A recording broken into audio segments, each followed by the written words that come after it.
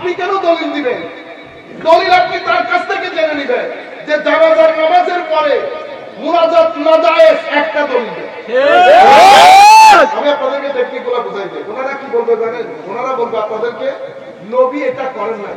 তাহলে তো আপনার সাথে আমার কথা এটা নিয়ে হবে না, তাহলে তো আপনার সাথে কথা হবে বেদাত নিয়ে। কি নিয়ে? বেদাত নিয়ে। আপনি যদি আমি যদি রবিউল আউয়াল শরীফ আপনি বলতেছেন হুজুর দলিল দেন, আমি দলিল দেবো কেন? আপনি দলিল দিবেন। আপনি দলিল দিবেন আমার নবী হাদিসে পাকের মধ্যে ঘোষণা করেছেন রবিউল আউয়াল এভাবে উদযাপন করা যায়। আপনার কাছে কোনো দলিল নাই, আপনি কোথায় যাবেন? বেদাতের কাছে। কি নবীর যুগে ছিল না? বেদাত নিয়ে কথা হবে, মাসআলা নিয়ে নয়। এগুলো জানেন, বুঝেন, বুঝার চেষ্টা করেন এবং নামাজ দোয়া করেন, কোরআনের তিলাওয়াত করেন, আখলাক দুরস্ত করেন, মানুষের খেদমতে কাজ করেন। আপনাদের আমি এতদিন পর্যন্ত বলতেছি, তবু আপনারা জায়গার মধ্যে রয়ে গেছেন। বেটা জানাজার নামাজের দোয়া, এই প্রশ্ন আজকের পর থেকে কাউকে করবেন না। কেন? জানাজার নামাজের দোয়া কুল কায়নাত করে, দুই চারজন করলো কি না করলো কি, আপনারা বুঝতে পারেন? কেন বুঝেন না আপনারা টেকনিকগুলো?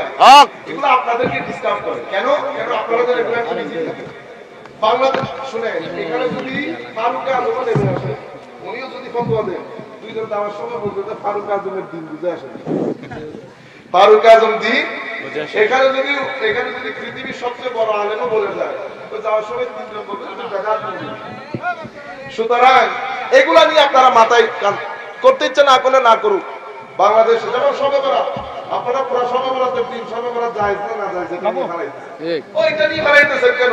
আমার নবী যাদের দোয়া কবুল হবে না বলেছে, ওই লিস্টে আপনার নাম আছে কিনা এটা না চেক করুন।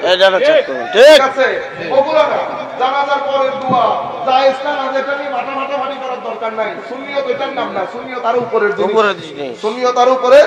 আমি বলতেছি ভাই, জানাজার নামাজের পরে মুনাজাত করবে না? না করবো না, করিস না। আমার নবীর মহব্বত করবো।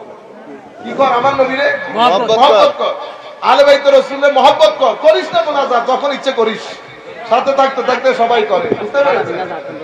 যেমন তারাবি, বেটা তারাবি কিয়ামতের দিন সকালবেলাও দেখবেন দুইজন দাঁড়াবে, তারাবি নাই।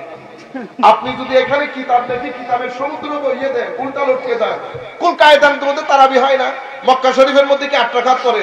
মদিনা শরীফের মধ্যে কি 8 রাকাত করে? মিশরে কি 8 রাকাত করে? ইয়েমেনে 8 রাকাত করে? সিরিয়াতে 8 রাকাত করে? কুল কায়নাত পড়ে। এখন আপনি যদি পড়তে ইচ্ছা না করে না পড়েন, কারণ এখানে শয়তান তো আছে, এটাতে কোনো সন্দেহ নাই। তো শয়তান তো আপনার ঘরে ঘরে এসে ওয়াসওয়াসা দেয় না? ওয়াসওয়াসা দেয় মানুষ, শয়তান। আল্লাযী ইউওয়াসওয়িসু ফি সুদুরিন নাস মিনাল জিন্নাতি ওয়ান নাস। নাসের কাম ওয়াসওয়াসা দেওয়া। ওয়াসওয়াসা কেমনে দেয়? নাই বস নাই নিয়ে ঘরে চলে গেছে। ওই ওয়াসওয়াসা যখন দিতে সবরে রাতে ঘুম চলে আসছে। কেন ঘুম আসছে? কারণ আল্লাযী ইউওয়াসওয়িসু ফি সুদুরিন নাস। এগুলো তো আপনারা আজকের পর থেকে বেটা এই প্রশ্নগুলো করবেন না কোনোদিন। এটা সেটেলড ইস্যু, উলামায়ে কেরাম সেটেল করে দিয়ে গেছেন। আপনার ইচ্ছে করলে করবেন, ইচ্ছে না করলে করবেন না। আপনি কেন দলিল দিবেন? দলিল আপনি তার কাছ থেকে জেনে নেবেন যে জানাজার নামাজের পরে মুনাজাত নাজায়েজ, একটা দলিল দেন। আমি আপনাদেরকে টেকনিকগুলো বুঝাই দিই। ওনারা কি বলবে জানেন? ওনারা বলবে আপনাদেরকে নবী এটা করেন নাই। তাহলে তো আপনার সাথে আমার কথা এটা নিয়ে হবে না, তাহলে তো আপনার সাথে কথা হবে বেদাত নিয়ে। কি নিয়ে? বেদাত নিয়ে। আপনি যদি আমি যদি রবিউল আউয়াল শরীফ আপনি বলতেছেন হুজুর দলিল দেন, আমি দলিল দেবো কেন? আপনি দলিল দিবেন। আপনি দলিল দিবেন আমার নবী হাদিসে পাকের মধ্যে ঘোষণা করেছেন রবিউল আউয়াল এভাবে উদযাপন করা যায়। আপনার কাছে কোনো দলিল নাই, আপনি কোথায় যাবেন? বেদাতের কাছে। কি নবীর যুগে ছিল না?